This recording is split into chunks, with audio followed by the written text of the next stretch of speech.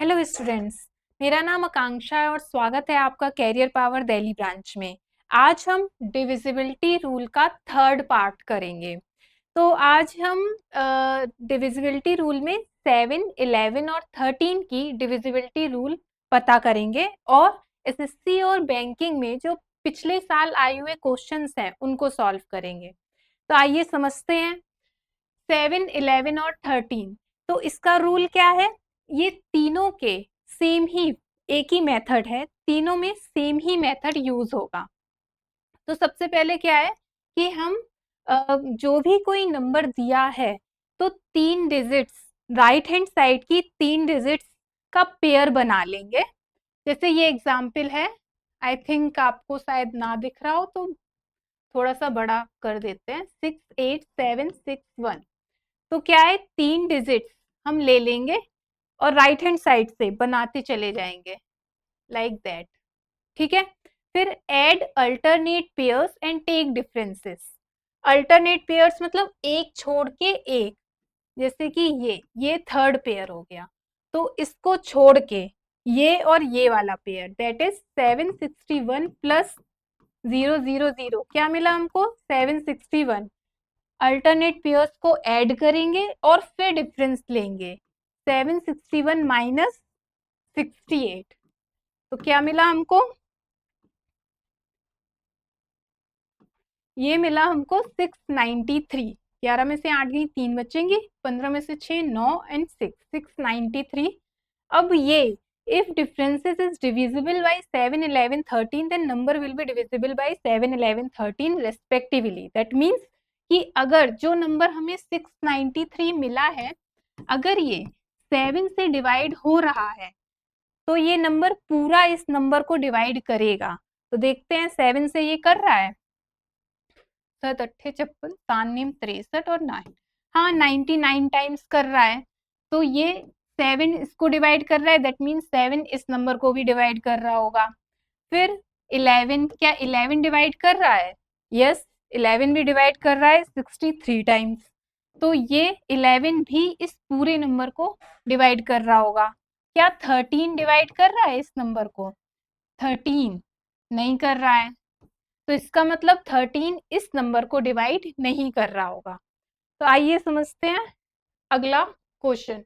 हाँ, सबसे पहले कुछ ध्यान देने वाली बातें हैं कि A B A B A B A B that means कि 5353, अगर इस तरह का कोई भी नंबर मिलता है ए बी का फॉर्म, तो क्या होगा कि वो 101 से कंप्लीटली डिविजिबल है, मतलब कंप्लीटली डिवाइड कर जाएगा इस नंबर को। एबीसी दैट मीन्स कि जैसे ये है 573 एंड 573, ये एबीसी फॉर्म है, तो ये 1001 से डिवाइड हो जाएगा। और 7 इंटू 11 इंटू 13 इनका मल्टीप्लीकेशन 1001 आता है। ये इसलिए हम बोल रहे हैं क्योंकि ये एग्जाम में जब कैलकुलेशन आती है तो यहाँ पे यूज होता है। और एक नंबर और है 111, ये भी एग्जामिनर का फेवरेट नंबर है, ये भी कैलकुलेशन में दे देता है। तो ये 111 क्या है? 37 इंटू 3, ये भी आप याद कर लीजिएगा। अब जैसे ये एग्जाम्पल लेते हैं, तो इसमें क्या है 6901895, आई थिंक आपको दिख रहा होगा 6901895। तो क्या करना है, पहले पेयर बनाना है हमको 3 डिजिट्स का राइट हैंड साइड से, ये बना लिया और ये 2 0 ले लिए। आपकी मर्जी है, आप लो या ना लो, ठीक है। फिर क्या करना है, अल्टरनेट पेयर में जो भी है उसको ऐड कर देंगे। तो 895 प्लस 6 कितना हुआ? 901। फिर जो भी यहाँ पर है उसको सब्ट्रैक्ट करना है, तो 901 माइनस 901 0। तो क्या 0 7, 11 और 13 से डिविजिबल है? हाँ, 0 हर नंबर से डिविजिबल होता है, तो 7, 11, 13 से भी डिविजिबल है। दैट मीन्स कि ये वाला नंबर 7, 11 और 13 तीनों से डिविजिबल होगा। आप घर पे एक बार चेक करना कि क्या सच में ये डिविजिबल है, ठीक है। फिर ये वाला चेक करते हैं, क्या है 1 2 3 7 3 1 7 9, तो इसका पेयर राइट हैंड साइड से लेंगे, ये हो गया। सिमिलरली करना है 179 प्लस 12 कितना आया 191 है ना। हाँ, फिर इसके बाद 191 है 373 से सब्ट्रैक्ट कर देंगे, कितना मिला 182। अब 182 क्या 7, 11 और 13 से डिविजिबल है, ये आप चेक करिए। 7 से तो है 26 टाइम, फिर ये 11 से है नहीं, 11 से नहीं है, फिर 13 से है, 13 से हाँ है, 13 से भी है 14 टाइम्स। तो 7 और 13 से जब ये नंबर डिविजिबल है तो ये भी नंबर पूरा 7 और 13 से डिविजिबल होगा और 11 से डिविजिबल नहीं होगा, आप चेक करिएगा। फिर ये आपका होमवर्क है, ये आप करोगे 573 और 573। अब एबीसी एबीसी फॉर्म है तो ये तो पता चल रहा है कि ये 1001 से डिविजिबल है, बट ये 7, 11 और 13 से डिविजिबल है कि नहीं है, ये आप बताओगे हमें कमेंट करके।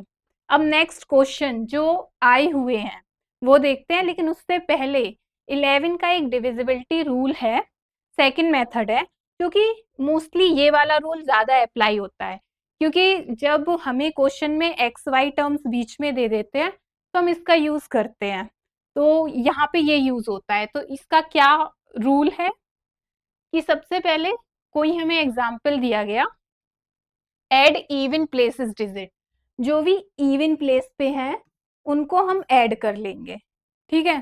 तो 6 + 4 + 2, इवन को ऐड किया 12 आ गया, ठीक। फिर ऑड को, ये हमारी ऑड है, इनको ऐड किया 7 5 12, ऑड प्लेसेस को ऐड करके 12। अब इन दोनों का डिफरेंस, इन दोनों का डिफरेंस क्या आया 0। अगर इन दोनों का डिफरेंस 0 आया या 11 या 11 से डिविजिबल कोई नंबर आ गया, अगर सपोज कोई भी नंबर होता उसका डिफरेंस 121 होता तो ये 11 से डिविजिबल है, इस टाइप से कोई भी नंबर आता तो समझ लो ये पूरा का पूरा नंबर 11 से डिविजिबल है, ठीक है, गॉट इट। अब ये क्वेश्चन करते हैं, ये आया हुआ क्वेश्चन है, ध्यान से समझिएगा।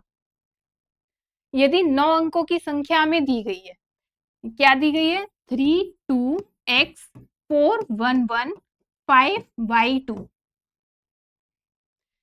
88 से विभाज्य है 88, 88, ठीक है। अब हमने इसका तो डिविजिबिलिटी रूल पढ़ा नहीं, तो हम कैसे निकालेंगे, क्या करना है कि जब भी इस टाइप की बड़ी डिजिट्स होती है ना, तो हम कोई दो फैक्टर ऐसे लेते हैं जो कि को प्राइम हो आपस में और मल्टीप्लीकेशन 88 आ जाए। एग्जाम्पल 8 और 11 दोनों को प्राइम है, ठीक है, और मल्टीप्लाई किया तो हमें मिला 88। तो जब ये 8 और 11 आ गए तो क्या बोलता है रूल कि अगर कोई नंबर 88 पूरी तरह से विभाजित करता है किसी नंबर को, तो उनके फैक्टर्स भी उसी नंबर को विभाजित करेंगे पूरी तरह से। तो इसमें बोला है कि 88 विभाज्य है, दैट मीन्स ये पूरे नंबर को विभाजित कर रहा है। तो y के सबसे छोटे संभावित मान के लिए इसकी वैल्यू बतानी है। तो सबसे पहले तो हम देखेंगे y की सबसे छोटी वैल्यू क्या है, और यहाँ पे ये और ये इसका डिविजिबिलिटी रूल लगाएंगे। तो सबसे पहले 8 का डिविजिबिलिटी रूल लगाते हैं। तो 8 का क्या होता है, हमने पार्ट फर्स्ट में पढ़ा था कि लास्ट की 3 डिजिट्स 8 से डिविजिबल हो।